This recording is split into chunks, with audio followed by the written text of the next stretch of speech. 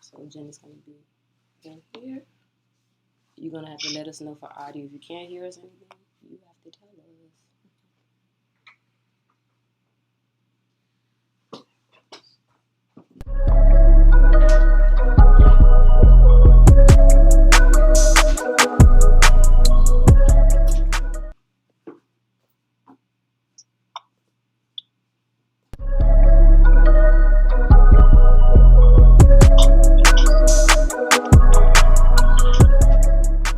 It just came off of you?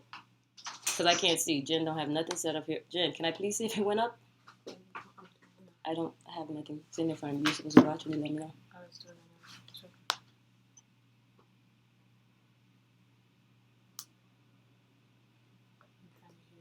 Okay, this is what I need. I just need this one.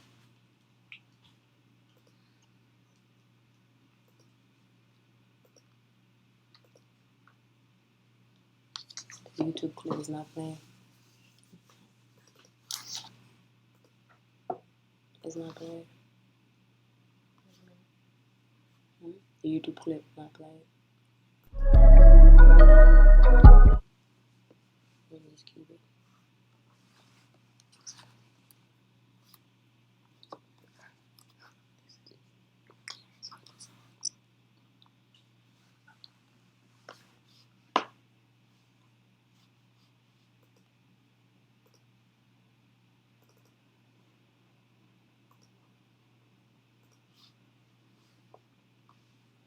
The YouTube clip don't want to play. So just wait. We're just going to go up, okay? Because the YouTube clip don't want to play.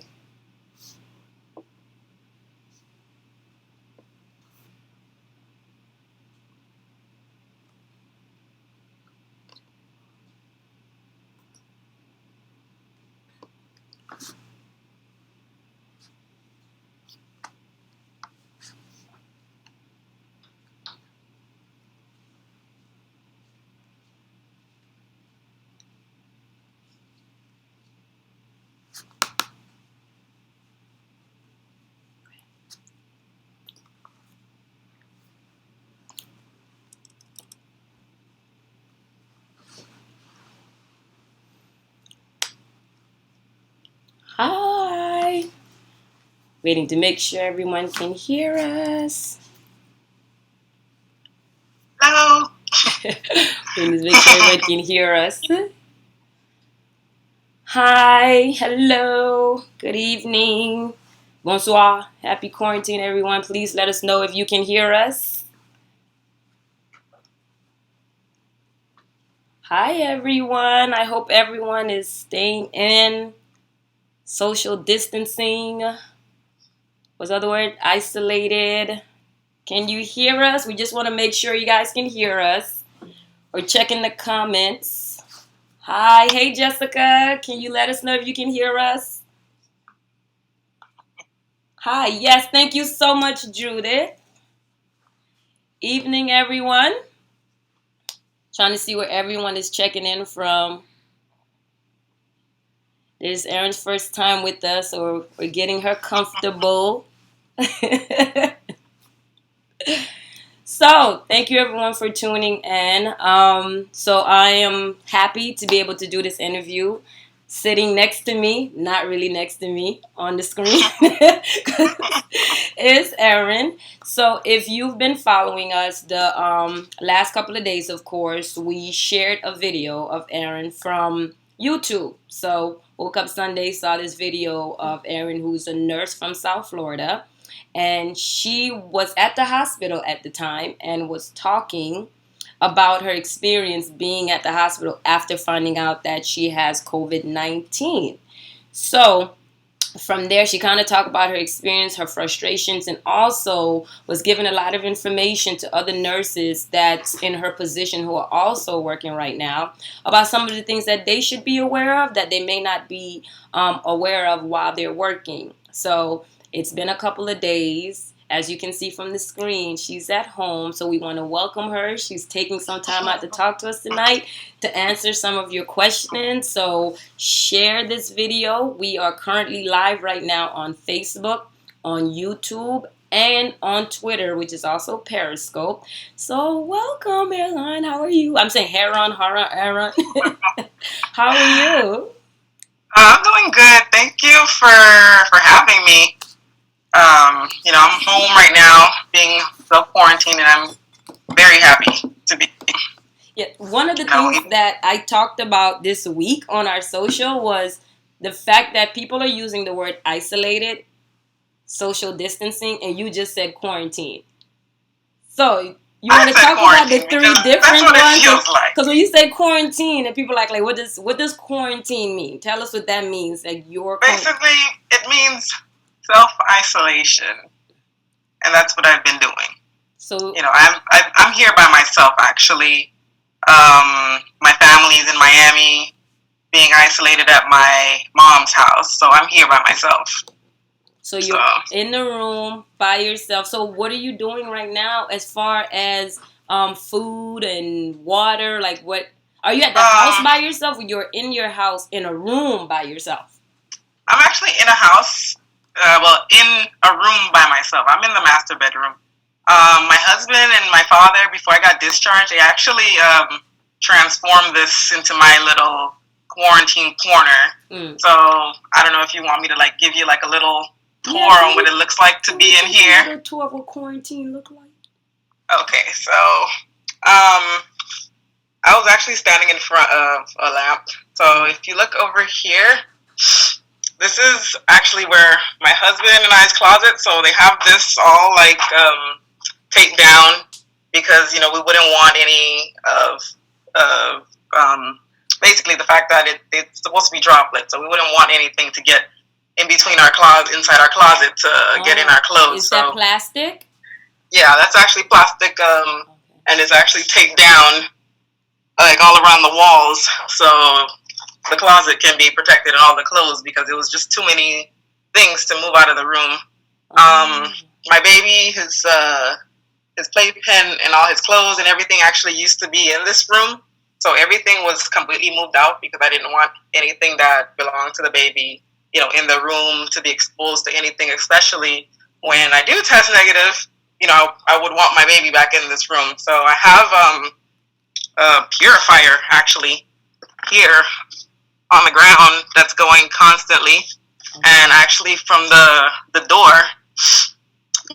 you can't really see it, but before you enter, there's actually a zipper that zips completely shut for me to be in the room. Wow. So when it comes to water and stuff, I have water that's stacked up over here. I always set up 6 bottles of water a day so I can drink throughout the whole day. And I have actually cases of water that was brought to me by family and friends stacked up here so I can stay hydrated. My husband has a bin here with clean clothes for me so I can wear every day. And this room already has a bathroom connected to it, so I don't have to leave the room. So my husband usually comes in the afternoon to basically bring me food, and in the morning he'll come inside the room, unzip it, come inside, and he'll bring me breakfast and all that. But I try to stay inside the room because I don't want to contaminate the rest of the apartment. So I try to stay in that room. And just watching that, I'm literally getting chills right now, because there's a lot of people that's not taking this serious, that think it's not as bad, and just kind of even seeing how you're living right now, and it's just it's this awakening of this is real. If you didn't know this was real, this is real. And I mean, I know right now, you're smiling, of course, because you're home now. So before we get into a little bit more of talking about, your family and being in quarantine, for people that probably didn't see your YouTube video, when did, you're a nurse, so let's talk about you being a nurse, and when did you find out, or when did you start not feeling well, to decide to get tested? Well, it's a series of events, because initially when I got sick, I would have never thought, it's because I got the COVID. I honestly thought when I first initially got sick, 4 days after dealing with that first possible COVID patient, I thought that, I just had the flu. So even though when I first dealt with the COVID patient at Wednesday, I was panicking. Was the protocol. What did we have to do? This is my first time dealing with this. I was talking to the patient the whole time, and all I had on was a yellow mask. And after they moved the patient to isolation was when I actually got a N95. And in my mind, and I'm what is what is an N95? N95 mask is actually one of the masks that is supposed to protect you with from airborne. It's basically an airborne precaution mask. When a patient is supposed to be on droplet isolation, we usually use one of the yellow masks.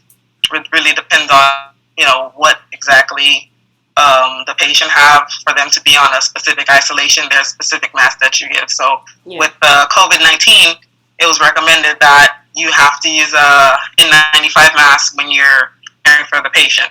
So I actually ended up getting the N95 mask, after they put the patient in isolation, and then they wanted me to go in the room and draw blood and all this stuff. So, even though I was already exposed to the patient and I had the yellow mask on, I just put on the N95 and went in there to draw the blood. So I had, they ended up giving me one of those plastic gowns, and I had the N95, and I had, my gloves, and I went in the room. Mm-hmm. And, after that, my shift was over. So that Saturday of that week, I basically called, my manager, and I asked him, about the patient, and I was like, what happened to the patient? Is everything okay? I need to know this, because that after that day I worked, I was going to be off for 5 days. So, I was going to be home with my family and all that. So, I called him and I asked him, and he told me, you're fine, you're protected with that yellow mask on. So after, that conversation, I called my husband and I let him know, they told me that, I should be fine. I had the yellow mask on. I should be okay. That Sunday, I got sick. I had a really bad fever, temperature above 103, and I was just burning up. So I was self-medicating myself with Tylenol because, I'm thinking it's just a fever. I'm not going to go to the hospital for a fever when, I know what to do for a fever. Mm-hmm. So I just kept taking Tylenol. The next day, same thing. All the way up to Tuesday, I had that fever. The fever, the body aches, chills, the back ache, neck pain. I had all that. So this whole time I thought, I was fighting the flu.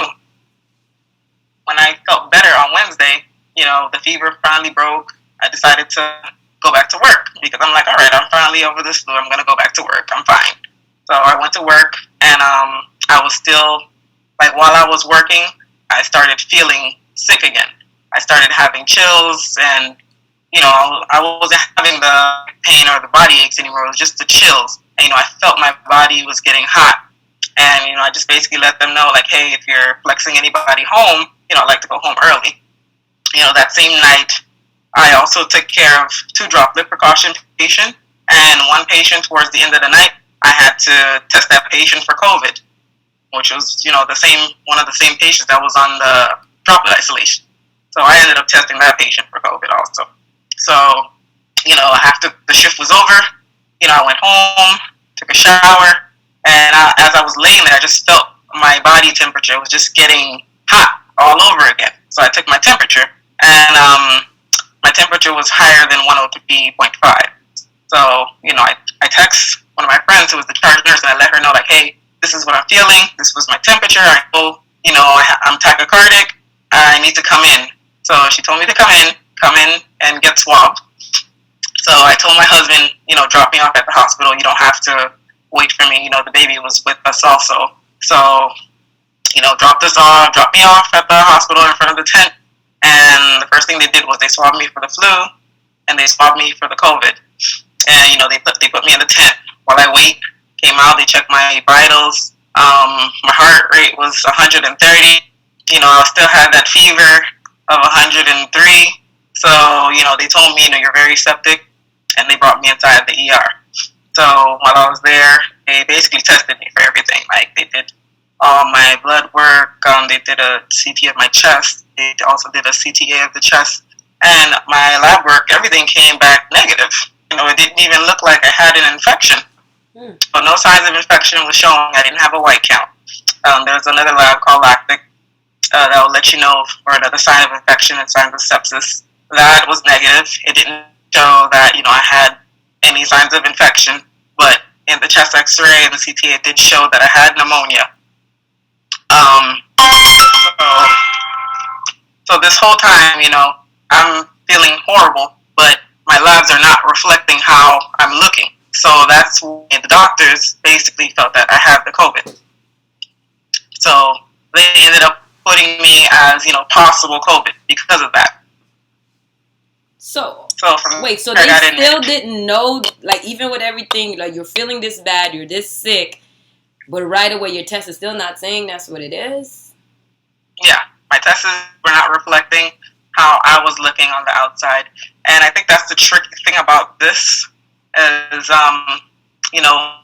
you're physically sick, but your test results aren't showing it, which leads them to that conclusion to probably think this is what you have.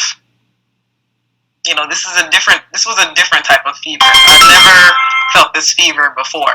Yeah. So this was something completely different for me. Because what I was getting ready to ask you, since you said the first time you felt sick, you stayed home, kind of took care of yourself, felt a little better, and went back to work. So what I was getting ready to ask is if it's a possibility that the first time you did have a flu, but then you went back in and re-exposed yourself, then you got sick then. That's kind of where I was going to go, but then now that you're saying everything with the test results, is almost like, would you even have known when you got it the first time, the second time? I wouldn't have known. Even they tested me for the flu, and that came out negative. So literally everything came out negative. Nothing showed that I had any infection. Wow. Okay, I see a lot of people dropping questions and everything right now, but we're going to hold off before we get to the questions. So you're in the hospital now at this point. What happens? You're tested positive and they do what? Put you where? Because that's when your YouTube video came up. Actually, I got admitted to the hospital.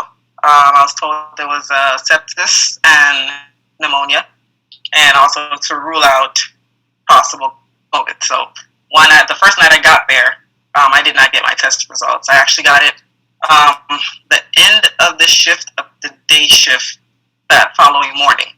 That's when I was able to get the result. My day shift nurse, before her shift ended, she basically told me, like, your test results are here, and he tested positive for the COVID. He also tested positive for 2 different strands of SARS. SARS is basically an upper respiratory syndrome type of virus that I recently found out is there's one of them was actually incorporated with the COVID. Wow. This is why some people would have these respiratory issues.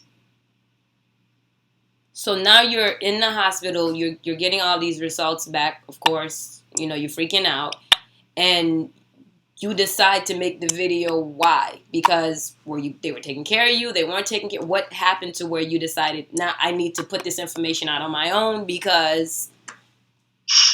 Well, I initially made that first video, the first video that, basically showed that I was in isolation. I made that first video because I already started my YouTube page and I was posting weekly. And that week that I was off and I was sick, that was around the week that I was going to post, but I didn't post anything. So, I told myself, let me go online and just post an update on what's going on and where I'm at and why, I haven't posted anything. Because it was starting to become like regular routine for me and my son to just get online and just post. So I decided to just post that I am on isolation. And, I wanted to basically, hopefully, see a positive result out of being here. And hopefully it's not, a COVID. Hopefully it was just a scare. But to find out, when I did get my results, I was in shock more because of the fact that I was scared for my son. because I was around him so much when I was, I was around my family so much. And the thing is, I don't know, or around that time, I didn't know how it would affect children, especially 7-month-old. I have not seen any case of the 7-month-old. Come to find out, my son is actually the first case of Florida, or 7-month-old. He is the youngest to have the test positive for COVID. So, I did not know how this would affect my son and the way I was feeling. I did not want my son to feel like this because he is still a baby. And, I didn't want him to, feel this way because he would not be able to verbalize and tell me how he's feeling. And it would break my heart to know my son would be in this position. So I really started panicking because of that. And, I wanted to urge everyone to protect themselves because this thing came home with me. Yeah. And it was very scary because of the fact that I brought it home. And then in the video, you talked about your family's reaction and then trying to get them tested. And what happened with that? With that, because my family wasn't showing the symptoms that I was having, they basically didn't test them. But I basically had to fight for that because I tested positive. But now, just because my family isn't showing any symptoms, how do you know they're not testing positive? How do you know they're not going on the street and infecting somebody else? I wouldn't want them out there spreading this because that's how things spread. Yeah. It became basically like a domino effect, and I didn't want it to be a domino effect. Because let's say if they were to go out to the store to try to buy something, they're probably a carrier. They're asymptomatic. Somebody else may not have that same reaction as them, and they might not be asymptomatic towards it. So once they get sick, they won't even know where they got it from, not knowing that somebody next to them is probably a carrier. And this is why we're telling everyone to stay home. Don't go out, stay self-quarantine, stay home. Because you don't know if you're a possible carrier and then you're spreading it. And so did your family eventually get treated? Because they're saying, well, here's the thing. You're tested positive. You've been around your family. You've been around your baby. Why in that moment is your family not automatically all swept out of the streets like, no, everybody in this corner because she's positive? Why is it not like an urgent thing in that moment? I really can't tell you why. And you know what? I didn't even feel like I had a sense of urgency when they felt that I was possible. I was a possible, because this whole time I was when I was lost for 12 hours, my husband was in the room the whole time with a yellow mask on. Even after when they thought that he was positive, well, they thought that I'm probably positive. No one ever told him to get out of that room. He was there the whole time. Wow. So I wanted my family to get tested because I was, scared that I probably brought it back to them. They did eventually get tested the next day. Okay. So right now I'm still waiting on their test results. They got tested on the 21st and today is the 26th. And I'm still waiting on the test results. My baby only got his test results, apart from them because when he had a fever, my husband took him to a children's hospital. So it's nothing from, my hospital. Children's hospital. And the doctor called me the next day after they did all his tests and told me that he was positive. Wow. So in that moment with now the baby being tested, what happens? How is he treated? Well, when my baby actually got tested, I didn't know because I was in the hospital and my husband didn't want to worry me. He didn't even tell me that my baby had a fever because they were all trying to keep me calm because of the fact that, I was there by myself and I was so sad and I couldn't be with him. So when that fever happened, they didn't even tell me. I only found out because I was getting test results on my phone from my son, and I had called my husband and I asked him, did you take Malcolm to the hospital? And, he hesitated at first, and then he eventually told me, yes, I took him to the hospital, and I asked him why, and he was like, oh, he had a fever. And then I just literally, just started panicking all over again because I'm just like, oh my God, this is what I didn't want. Your worst fear. And, but he told me that he was doing better. And, it was just that day, that morning, he had a fever of 101.5, and then that afternoon he ended up having a low-grade fever of 100.5.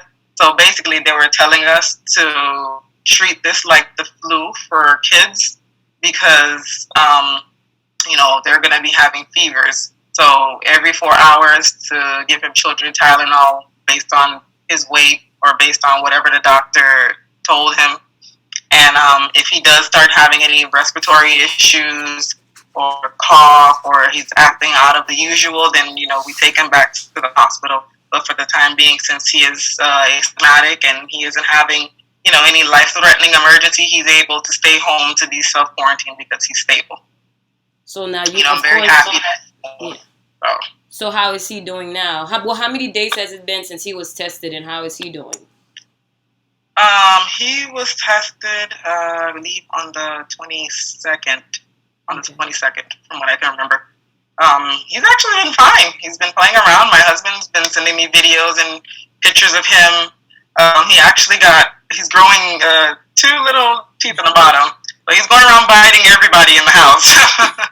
So now he's tested and he's positive, and you're still waiting on your parents. So your husband that's now with him don't even know, like, if the rest of the family is positive or negative at this point, and everyone's kind of together. Everyone's just there together. They've been isolated together since I've been in the hospital. My husband, he's the one basically holding everything together. He's, making sure everybody stays sane because everyone was so concerned about me in the hospital. I would tell them, I'm fine, to try to keep them calm, but I know they don't believe me because they can hear me while I was in the hospital coughing and, trying to catch my breath. But, as much as I say that I'm fine, I know everyone was worried. So my husband been literally holding it down the whole time. Wow. So the hospital, let's go back there a little bit and talk about what treatment was like. Because you're home, so I'm sure a lot of people are like, well, you're feeling better. You say you're feeling better. Did you get, like, this miracle treatment, or was there something provided to you to where you were able to go home? Like, how did you end up home? While I was in the hospital, I was getting the hydrochloroquine, which was a malaria pill that everyone was talking about, that the CDC recommend. That's probably a treatment for the COVID. That was offered to me the first night, and I got there. I took it tonight. And it gave, instantly, I spiked the fever, and I was sick throughout the whole night. I didn't eat, I didn't drink or anything. I was just so sick when I took it. So I let the nurse know, like, hey, I'm not going to take this pill anymore. I'm only going to take my antibiotic and, my Pepsid for my stomach while I'm here, and, the fluids that I've been getting. And I've also been drinking a lot, like 7 water bottles while I was over there. I had co-workers coming in, sneaking water bottles for me, and, making sure that I stay hydrated, because I told them, I'm not drinking the hospital water, and plus, every day they were bringing me cold water. So I'm not drinking cold water because I have pneumonia. So I've been drinking my water bottles, and trying to stay hydrated. So I've only been getting the azithromycin antibiotic while I was there, and, I told myself I had to get better for my son because I don't want to stay here. So been doing anything different since I've been home. But when did they decide to send you home? I'm sorry? When did they decide to send you home? At what point was it okay to send you home? The doctor said that I had to go 24 hours without spiking a fever. Okay. Till, I'll be stable to go home. So after that, he spoke with the infectious disease doctor, to make sure they were both on the same page. Okay. And so now you have to be quarantined for how long? They said that I have to continue the quarantine for, 14 days. So 5 days in the hospital. The doctor told me 5 days in the hospital that I did already count for that 14 days to continue. So I have to continue these 9 extra days at home, and then I would have to retest negative. And then I have to wait another week, 7 days, to retest negative again. Wow, so you have a little ways before you're really, like, in the clear. Right. Wow. So since doing your video, I mean, you've obviously have gone viral. I saw you on the local news 2 nights ago. And one of the main things that you talked about is, like, other healthcare professionals, making sure they're aware of all these different things that you aren't aware of. A lot of other nurses rallied behind you. On our page alone, I think it had like 300,000 people had been reached, and everyone was really supporting you. So what has that been like? What has the response to that been like, even at your hospital? Hopefully, there's changes that are happening in different facilities all over to protect the nurses, because if we're sick, we can't take care of these patients that are coming in, and you won't have any staff. So you have to protect your healthcare provider, and not just the nurses. The techs also need to be protected, because they're the ones going in there drawing the labs, X-ray, even the ones that are transporting patients up and down the hospital. Everyone needs to be protected, because we need everyone to function, make this hospital actually run. And if we're not protecting our staff and everyone's getting sick, how are you going to run the company? Yeah. It's all a chain of events. Like I said, it could be a domino effect. If one person's sick and no one's checking for that person could probably be spreading it around the hospital that don't even know that it's happening. You have to protect yourself. Like, if you don't feel comfortable going in a room, you have to speak up, because after I found out the patient is being moved to become possible COVID, I said something. I'm like, what do we do from this? Like, what do we do? Like, I did not care if I looked crazy talking to my manager. I'm like, I need to know what to do, because I don't want to bring this home. Like, I took this COVID-19 serious before it even blew up like this, because I did not want to bring anything home, because the fact that I had a newborn, and I did not want my family to get affected by any of this, because that's what's really breaking my heart, because the fact that I brought something home to my family, and that was my biggest fear. Of course. Since when I gave birth to my son and I came back to work, I've always had a yellow mask on my face. I don't care what day of the week, I don't care what was happening. That mask was glued to my face the moment I came into work, and the only time it's unglued to my face is the moment I out that door, because I did not want to bring anything home, especially to my infant, because when I get off of work, he's with me all the time. In the video, you talked about there being an issue with the mask. Like, nurses having to only wear it for a certain amount of time, and a lot of nurses weren't aware of that. Well, that's what I was told. I don't know how they're teaching it in other hospitals, but that's what I was told, and that wasn't happening. Okay, so are you hearing any feedback now from like your hospital, other nurses, or your colleagues about any changes being made and how things are happening for nurses because of your case? I know the day that they actually found out I tested positive for this, because apparently this was going to be something that was going to be on, a hush, because, no one knew. And when my video got out, and it actually, started being seen by a lot of people in the hospital before it even went viral, I think it was seen by like around 100 people,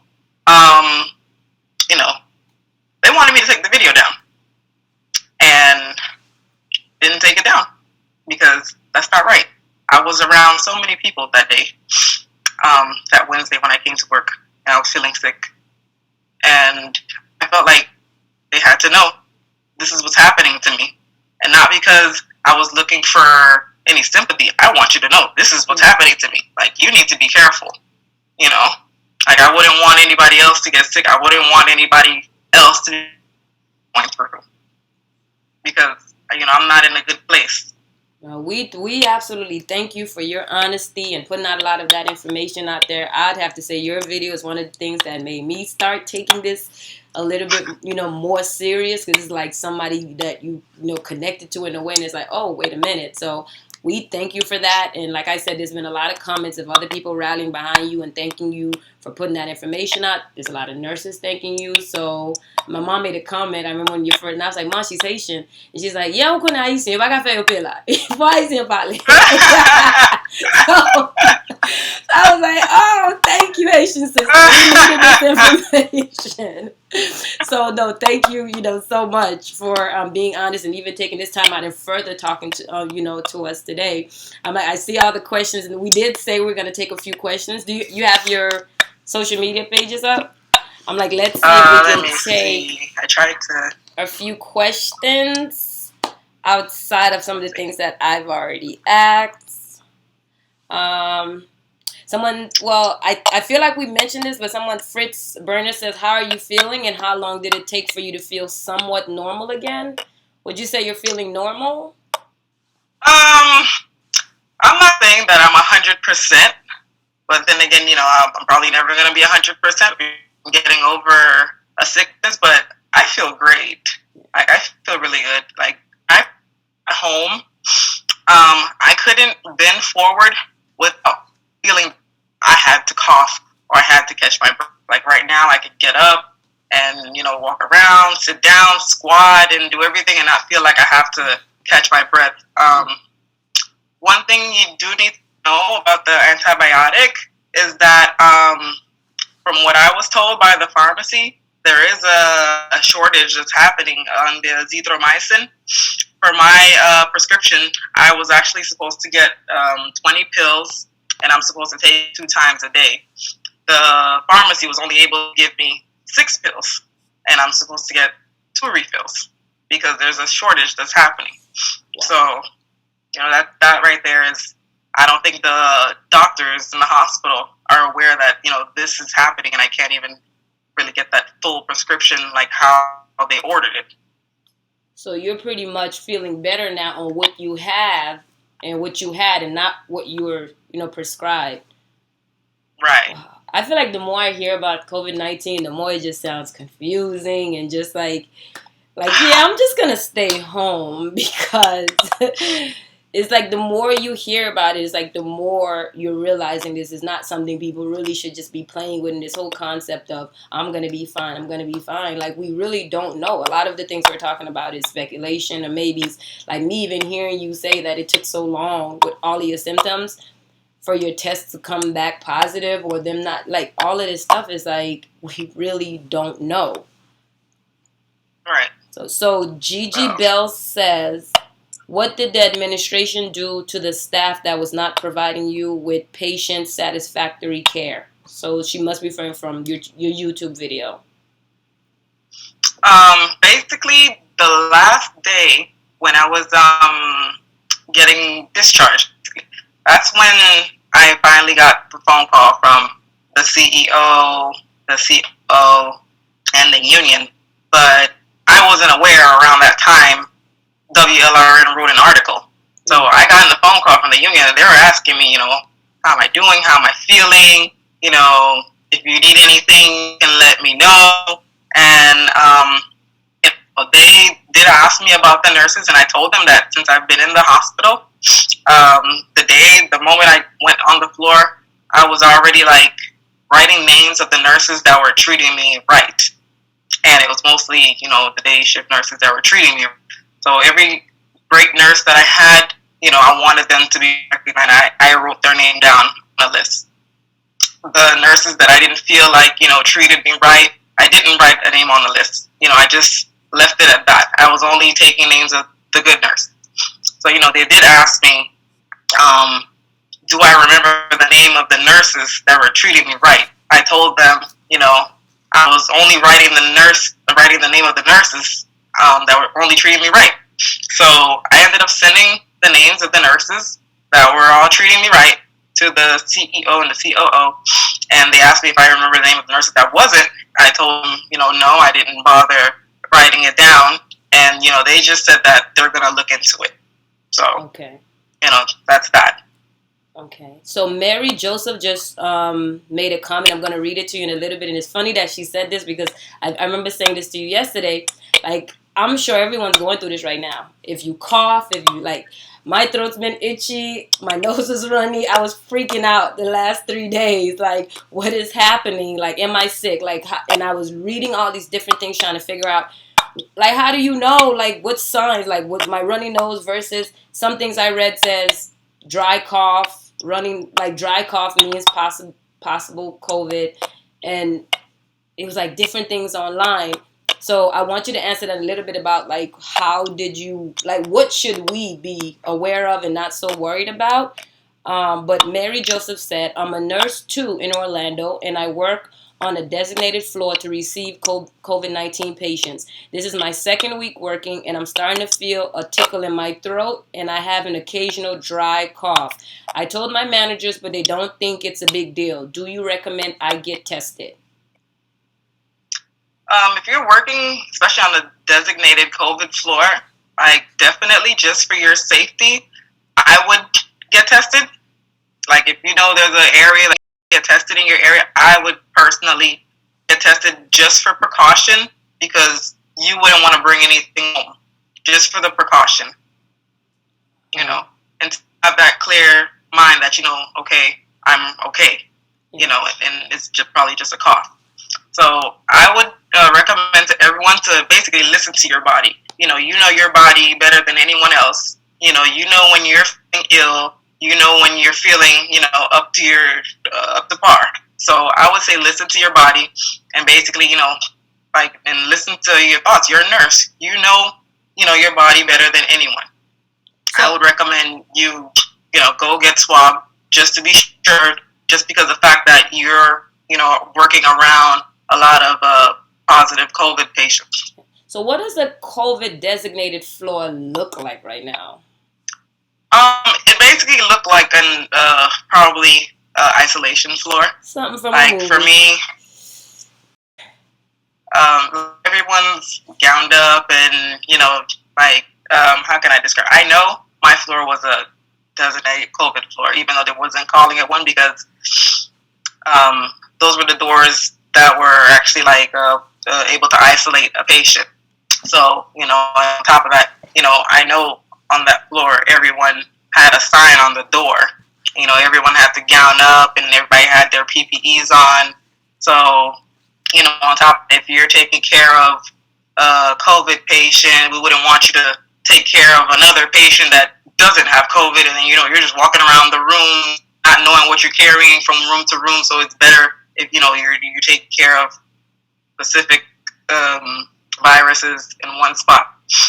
Yeah, man, definitely praise up for our nurses that are especially working on the designated floors. Like, I've gotten messages and we've gotten videos and different things to these nurses working crazy hours.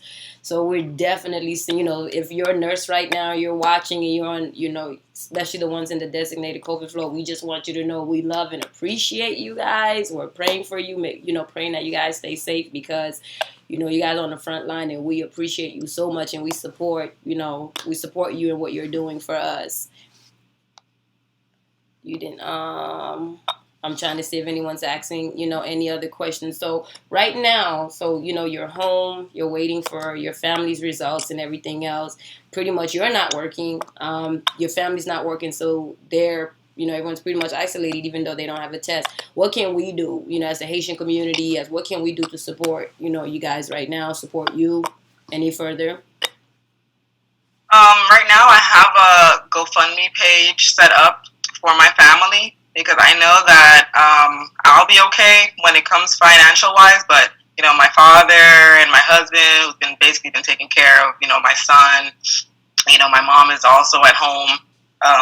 They've been isolated the whole time, and their job don't have PTO, sick time off, or, you know, or even workers' comp or nothing like that. So they've been home the whole time, and unfortunately, it's because of me that they're home and not working.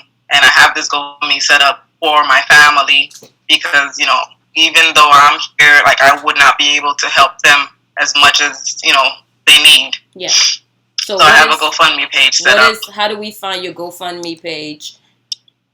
Jen, can you you should be able to find it with my name. I can send the link to you. Yeah. And I don't know if you'll be able to post it on the page, because it is also on my Facebook page, and it is being shared around by other people.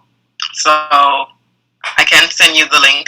Yeah, if you're on your Facebook right now, like if you can see our Facebook live stream and you have the link, you can paste the link in the comment section. If anybody else that's watching have it right at this moment, can you please, you know, post it in the comment section for us? If not, we'll definitely update it at the top of this video and share it on our other socials, you know, for everyone to have the link. Okay. Okay. So I'll try to post it on the comment section Yeah. while we're here. Okay, yeah, I'm like, if you can get it in, that would be great. And so right now, once you're done, do you go back to work? Are you afraid to go back to work? I'm not afraid to go back to work. My job is my job, but I would love to spend some time with my son first. I basically am not going to see my son for 21 days. And, he's an infant. He wants to know where his mother is. And, I feel like I'm missing so much. My husband's telling me that he's trying to walk. He's basically growing his teeth. He's eating, solids without really blending it. And, I feel like I'm missing so much being here. And, seeing it from a video and seeing pictures is not the same. I want to hold my child. I want to spend some time with my son before I go back to work. So hopefully, that shouldn't be an issue. Yeah. So I can, spend some time with him, because 20 days, I've never even gone more than 12 hours without seeing my son. So, you can imagine how this is killing me. Yeah, like newborn, like 7 months, you still considered a newborn in mommy's eyes. So I can imagine. And, that's my first child on top of that. So, this is killing me. Oh. Well, we hope that you'll be able to do that very, very soon. I see some people are, sharing the GoFundMe link, so we can go ahead and, support you in that way. And I don't see any other questions coming in. So what I will say is, if you could give advice to anybody right now that's probably still not taking this as serious as they should, what would that be? I'm sorry, I didn't catch the last part. I said, if you could share some advice with anyone right now that's probably not taking it as serious, the people that continue to go outside, what would that message be? That message would be, you have to take it serious. I'm an example, and I took this serious the first time I heard about it. And, I still ended up getting it, like, unintentionally. I would say, even if you're not taking it serious, at least take it serious for someone else by keeping them safe, by keeping your social distance from them. If you want to go out and have a good time, go ahead and have that good time by yourself, but leave everybody else out of it, because I know there's people out there that are taking it serious, and someone else around them probably isn't, and, they're trying to do their best to stay safe, and, some people are out there being reckless. I feel, think of others. If you're not thinking of yourself, just think of others. Absolutely. Thank you so much. Thank you for taking some time out and talking to us tonight. So happy that you're feeling better. We hope you have speedy 100%, like the guy said, normal recovery, and you can get back to your son and spending some time with your son. So if you're watching right now and you'd like to get in touch with Erin, Camila Bermudez, and also our page, we just shared the link for her GoFundMe page, and you can support the family through there. So I was going to try to read it, but it's really long. But the link is in there. You guys can reach out, and contact her through there as well. And, we thank you. We, really wishing speedy recovery. Any final words? Thank you. I don't know. Shout out to the husband, girl. Shout out the husband. Shout out my husband, He has been, like, he's awesome. Like, he's been awesome. Like, if he could have laid in that isolation bed in the hospital with me, he would have. This man was trying to get in that hospital. If he could have broken and found out where I was, he would have found a way in that hospital to be with me. Oh, shout out to amazing I miss my husband. husband, and, I give me a shout out to my dad, because he's been holding the fort down also. My dad told me he's Haitian. He's not scared of corona. If he has it, he's healthy. Girl, he's going to keep taking care of himself. Typical, because if I kick one more bowl of onion in my house, I'm going to go crazy. So thank you, that's my family for taking this, going with the punches with me. I didn't ask to be in this situation. I didn't ask to be in this situation either, but, we're going through it, and, we're going to survive out of this, and we're going to get better, and we're going to tell our story and let everybody know, the outcome isn't always death. You can get better from this. Just actually take precautions and take care of yourself and take care of each other. So thank you so much, everyone, for tuning in tonight. We hope everyone is practicing, like they say, social distancing and isolation if you need to, following the rules for whatever city you live in these different times, and these different requirements they're making for us. And there's a what do you call it? There's a series right now going on with Haiti that's saying "Rete la calle." So if you don't have anywhere else to be, rete la calle. Thank you guys for tuning in. Until next time, good night.